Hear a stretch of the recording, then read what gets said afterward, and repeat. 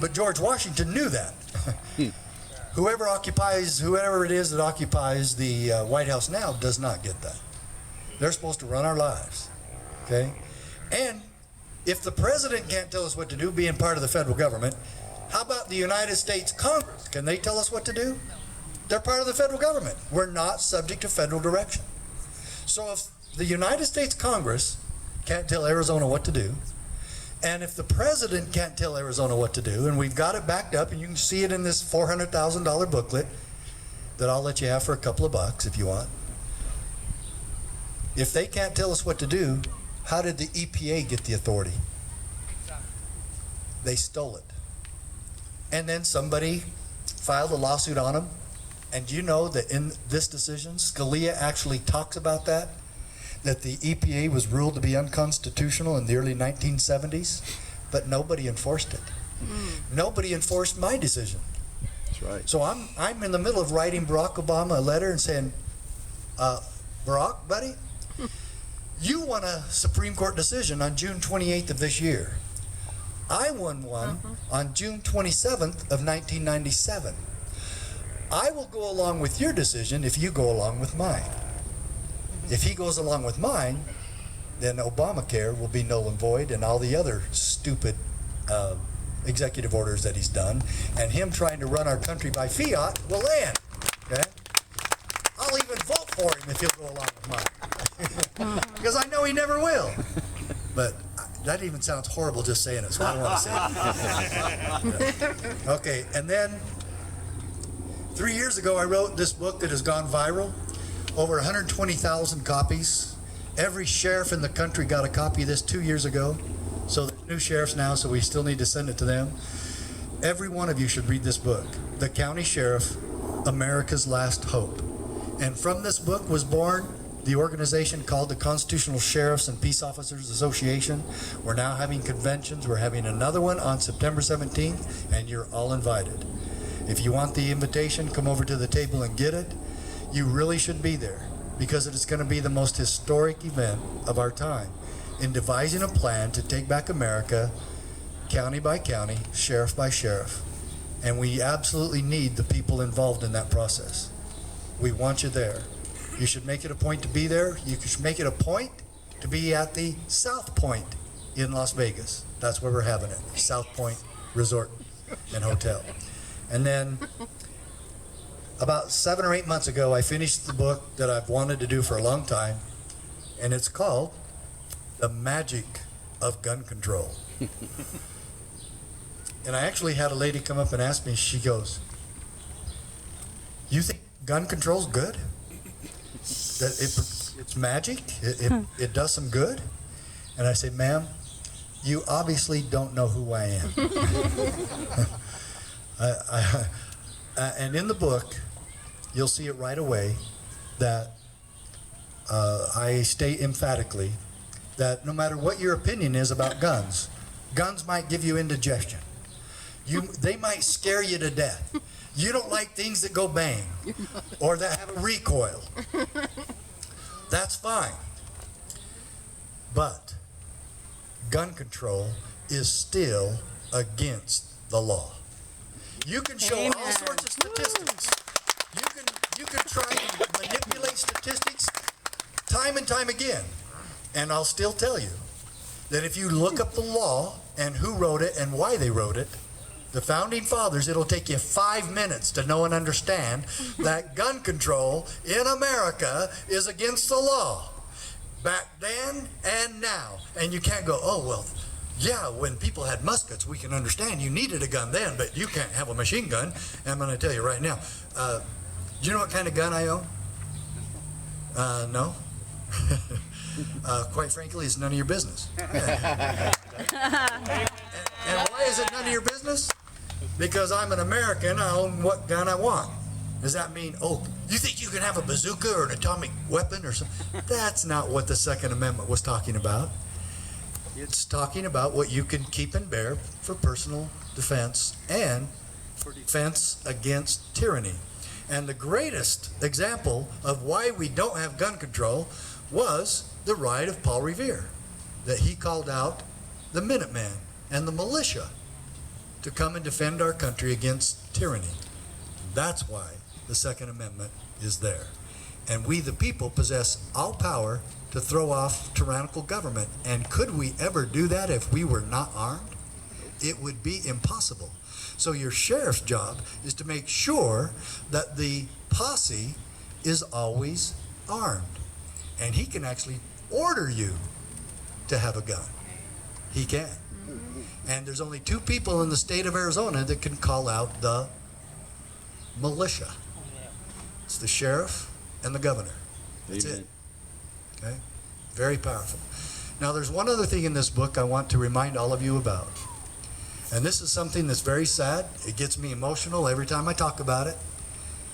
But when I decided to sue Bill Clinton and the Clintonistas, I had a lot of help from the NRA and a lot of help from people right here in Tucson. And my lawyer was Dave Hardy. He lives here in Tucson. And he, with the NRA lawyers, filed on February 28th, 1994, Mack versus U.S. in the federal district court right downtown in Tucson. Many of you might not know that that was in the courtroom of one Judge John M. Roll. Yep. And Judge Roll was an amazing principled constitutionalist. And we were actually threatened with arrest if we failed to comply with the Brady Bill. Threatened with arrest if we didn't go along with an unfunded, stupid mandate from Washington, D.C. And I was at the Sheriff's Association meeting in Phoenix when the BATF came in and told us that we had to do the background checks for the federal government for free. And all the sheriffs were just kind of looking at each other, but I will tell you that Dupnik wasn't there. He didn't come, he hardly goes to any of those meetings, okay, and he didn't go to that one. Or I'm sure that it would have been that he would have been praising the BATF for bringing us all this work to help us get rid of guns in Arizona. So regardless of what any of the sheriffs felt about guns, they still said, federal government can't tell me what to do. And they're not our boss. And then at the end of the day, I said, I'm not going to go along with this, you guys. And they all said, there's nothing we can do about it. All the other sheriffs in the state, and they're all sitting there going, I hate it, and they're cussing and saying what a crock it is. And then they said, you can't fight City Hall. At least 5 of them said that. You can't fight City Hall. Well, I said, do you want to know who it is that says you can't fight City Hall? City Hall. That's right. They want you to believe that propaganda. That's right. And I said, I'm not going along with it. And I drove back to Safford, and I walked in the house, and I told my wife, I'm going to sue the federal government. Right then, the decision was consummated. She supported me. Can you believe a wife doing such a crazy thing? Supporting her husband and suing the Clintons. Well, she did, and the rest is history, except I have to tell you, when we were in Judge Roll's courtroom, there's a chapter dedicated to him and all the things he did in this case that shows you what kind of a man he was. But at one point, while I was testifying, the attorney for the federal government was starting to get me to squirm a little bit, and I was pretty nervous as it was because I knew what was on the line with this case. And she stopped talking to me and started giving direct testimony herself to Judge Roll. And I was totally shocked by it. And she goes, well, Your Honor, she was on orders from Washington, D.C. on this. She had to get this out there. And she had no witnesses of her own, so she had to do it herself. She goes, well, Your Honor, in the first 4 months of the implementation of the federal Brady Bill background checks, we denied 250,000 felons from getting guns in this country. I'm going, 250,000 felons? What are they doing on the street? And why are they all trying to go in a gun shop and buy a gun when they know it's illegal? And they'll go to jail. Well, all of that was a lie, as you probably know. But then Judge Roll stopped her. And I love this part, and this is in the book. He goes, Counselor, do not try to pretend that your statistical analysis somehow equates to constitutionality. And then I knew what we had, and I knew we were going to win this case because Judge Roll knew and understood the Constitution. And I want to close with one final thing, and that's another chapter in the book besides the Judge Roll. That book is worth it just to read about Judge Roll. What a great man he was. And what we lost that fateful day on January 8th, 2011. We lost a true American hero that day, besides some other very emotional victims. But I talk about this in the book and several other books. American history is saturated with stupid laws and the enforcement of stupid laws. And I hope when I say the enforcement of stupid laws, you immediately think back to December 1st, 1955. In Montgomery, Alabama, when a black woman refused to sit at the back of the bus. This wasn't just a tradition in America because of segregation and slavery and all the other stupid things we've done in this country, but it was a law that if a white man wanted your seat, the black person had to move and get to the back of the bus. This day, Rosa Parks said no. Now, we should have never heard of Rosa Parks because a constitutional sheriff should have got on that bus and walked up to Rosa Parks and said, "Ma'am, just what seems to be the problem here?" And she looks up at him with her big, beautiful eyes, and really scared, she kind of timidly says, "Why can't we just be left alone?" And this good sheriff has his heart touched with that, and he sits down next to Rosa Parks, and he shakes her hand, and then he says, "Ma'am, it would be an honor for my deputy and me to escort you home safely." That is a constitutional sheriff.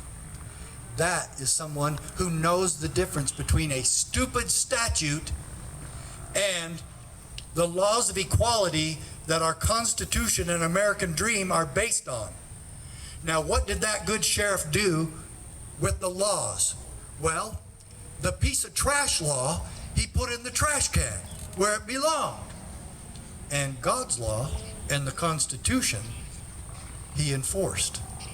And he kept his oath to protect and defend the rights of the individual against mobocracy. And what you want today is a sheriff that knows the difference. And that's why I came out here to support Walt Setzer for Sheriff of Pima County.